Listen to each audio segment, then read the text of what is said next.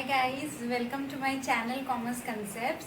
So today we will start with our new content.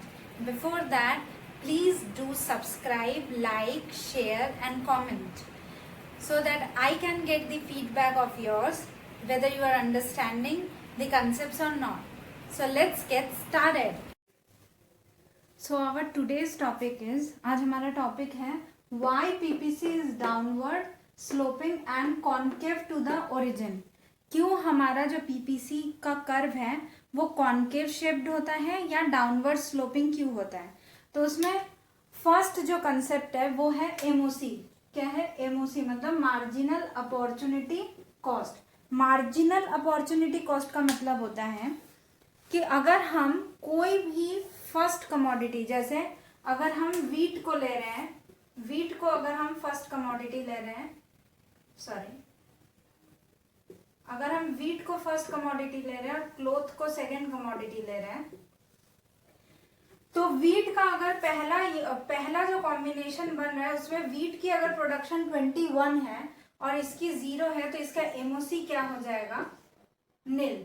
क्यों?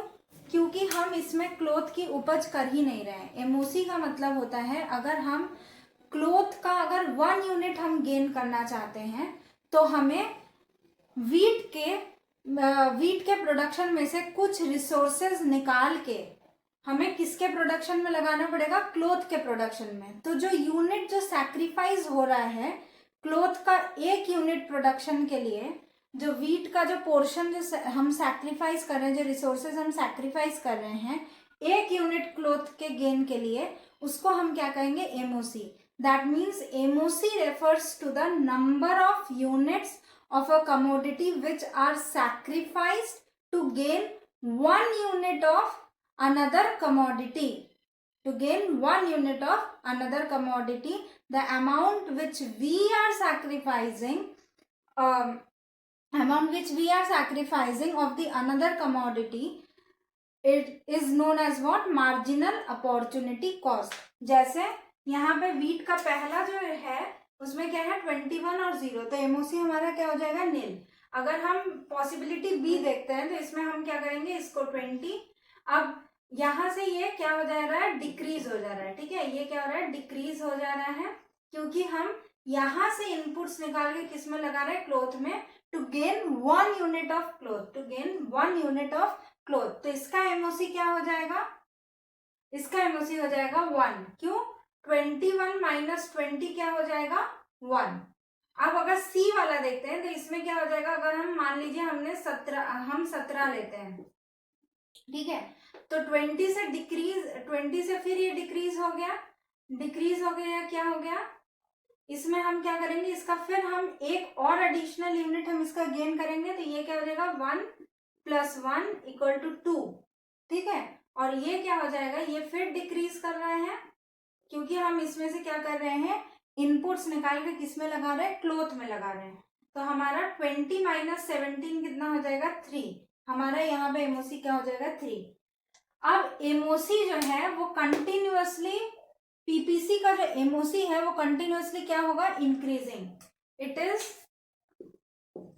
ये जो है एमओसी जो है हमारा वो क्या हो जाएगा? कंटिन्यूअसली हमारा क्या होगा? इंक्रीजिंग. क्यों? क्योंकि हम जितनी बार जितनी बार हम एक एडिशनल यूनिट हम गेन करना चाहेंगे उतनी बार हमें इसके में से क्या करना पड़ेगा? इसके प्रोडक्शन को रिड्यूस करना पड़ेगा. इसके इनपुट्स को हमें क्या करना पड़ेगा? सैक्रिफाइस करना पड़ेगा. दैट्स वाई हमारा एमओसी क्या होगा? Always increasing. जैसे 1, 3, 4, 5 इस तरीके से. ठीक है, नेक्स्ट इसमें कंसेप्ट क्या है हमारा? एमआरटी. एमआरटी क्या होता है? Marginal rate of transformation. Marginal rate of transformation का मतलब रेशियो, मतलब यूनिट्स जितना हमने सैक्रिफाइस किया अपॉन यूनिट्स जितने हमने गेन किए.